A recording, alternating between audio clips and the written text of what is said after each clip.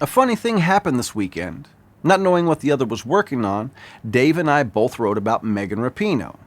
He made an excellent point, which is that a lot of people live their life with ideals that are more closely related to conservatism, while all out rejecting them politically.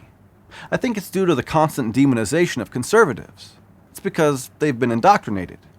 I sure wish she would listen a little more and talk a little less, but she's not going to because she's bought into the left's narrative 100%. Here's my take. Megan Rapinoe is the left's new poster child. She's arrogant, she's ungrateful, she's immature, she uses her identity to be a victim, and she blames everyone else for what's not going right in her life. Megan has a hugely inflated sense of self-importance. She demands to be paid more.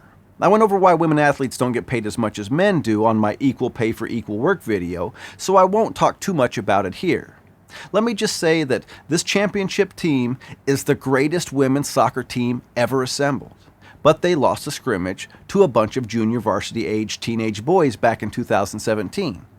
These zit-faced teenagers weren't old enough to drive yet, and they beat the women 5-2. So Megan, take it easy on how important you think you are.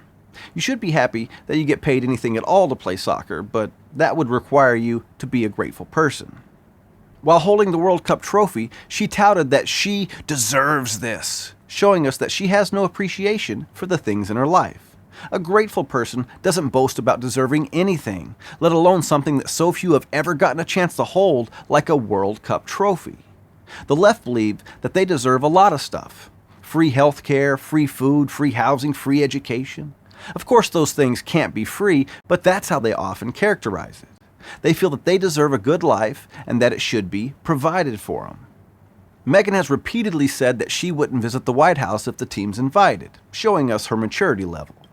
When I was in high school, I was already into politics, and I told my conservative father that if then President Bill Clinton knocked on our door, I wouldn't answer it. My dad said, "Son, he's the president. Of course we would answer the door." Megan did say that she would visit AOC, though, because she only wants to talk to people who believe in the same things that she believes in. And that's about as immature as it gets.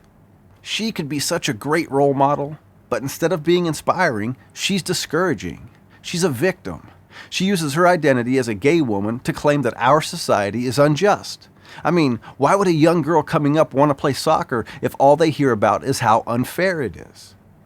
I was discussing this issue with a liberal friend of mine, and he's totally bought into the narrative.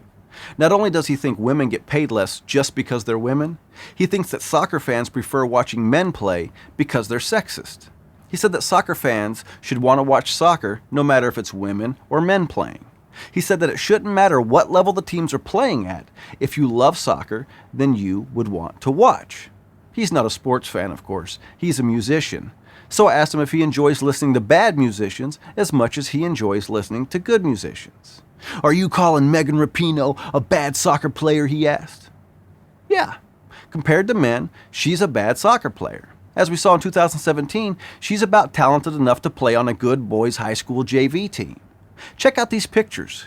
Here are the stars of Team USA with Tanner Tessman, one of the players on that 15-year-old boys team that beat Team USA 5-2. Look how much bigger and stronger he is compared to them. This is why men are better. It's nothing against women. It's not the patriarchy. It's biology. And sports fans prefer to watch high-level sports just like my friend prefers to listen to high-level musicians.